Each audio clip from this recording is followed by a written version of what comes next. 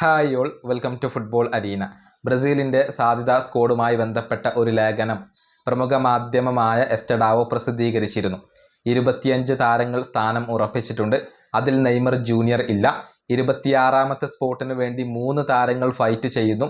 അതിലും Neymar junior ഇല്ല എന്നാണ് എസ്റ്റഡാവോ റിപ്പോർട്ട് ചെയ്തിട്ടുള്ളത്. അതായത് ബ്രസീലിൻ്റെ വേൾഡ് കപ്പ് സ്ക്വാഡിൽ കാർലോ ആഞ്ചലോട്ടി നെയ്മറെ ഉൾപ്പെടുത്താൻ സാധ്യതയില്ല എന്നാണ് ഈ മാധ്യമം കണ്ടെത്തിയിട്ടുള്ളത്. അതിൻ്റെ കാരണം കൂടി ഇപ്പോൾ അവർ വിശദീകരിക്കുന്നുണ്ട്. അതായത് നെയ്മറുടെ പെരുമാറ്റമാണ് ഇപ്പോൾ തടസ്സമായി നിലകൊള്ളുന്നത് എന്നാണ് എസ്റ്റഡാവോ റിപ്പോർട്ട് ചെയ്തിട്ടുള്ളത്. നെയ്മർ ഇപ്പോൾ മികച്ച ഫോമിൽ കളിക്കുന്നു. നമുക്കറിയാം, 17 മത്സരങ്ങളിൽ നിന്ന് 11 ഗോളുകളും 4 അസിസ്റ്റുകളും നേടാൻ നെയ്മർക്ക് കഴിഞ്ഞിട്ടുണ്ട്. മികച്ച ഫോമിൽ കളിക്കുന്നു. അതുപോലെ തന്നെ ഫിറ്റ്നസും വീണ്ടെടുത്തിട്ടുണ്ട്. മിക്ക മത്സരങ്ങളിലും മുഴുവൻ സമയവും കളിക്കാൻ നെയ്മർക്ക് കഴിയുന്നു. പക്ഷെ ഇപ്പോൾ തടസ്സമായി കൊണ്ട് നിലകൊള്ളുന്നത് റോബിഞ്ഞോ ജൂനിയറുമായി ബന്ധപ്പെട്ട പ്രശ്നമാണ്. അതായത് സാന്റോസിൽ വെച്ചുകൊണ്ട് റോബിഞ്ഞോ ജൂനിയറെ നെയ്മർ ജൂനിയർ മുഖത്ത് അടിച്ചിരുന്നു. ആ പ്രശ്നം പിന്നീട് പരിഹരിക്കപ്പെട്ടു. നെയ്മർ മാപ്പ് പറഞ്ഞിരുന്നു.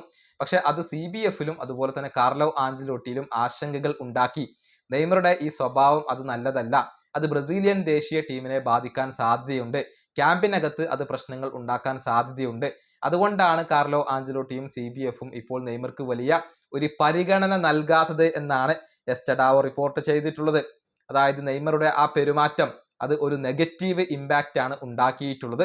അത് നെയ്മറുടെ പ്രതിച്ഛായക്ക് മങ്ങലേൽപ്പിച്ചിട്ടുണ്ട്. അതുകൊണ്ട് തന്നെയാണ് ഇപ്പോൾ കാർലോ ആഞ്ചലോട്ടിക്കും അതുപോലെ തന്നെ CBFനും ഒരു ചെറിയ മടി എന്നാണ് അറിയാൻ സാധിക്കുന്നത്. അതായത് നെയ്മറുടെ വരവിന് ഇപ്പോൾ തടസ്സം നിൽക്കുന്നത് ആഞ്ചലോട്ടി മാത്രമല്ല, CBFനകത്തെ ചിലർക്കും അത്തരത്തിലുള്ള ഒരു കാഴ്ചപ്പാടുണ്ട്. നെയ്മറെ ടീമിലേക്ക് കൊണ്ടുവരേണ്ടതില്ല എന്ന ഒരു കാഴ്ചപ്പാട് CBFനകത്ത് ചിലർക്കുണ്ട് എന്നാണ് എസ്റ്റഡാവോ റിപ്പോർട്ട് ചെയ്തിട്ടുള്ളത്.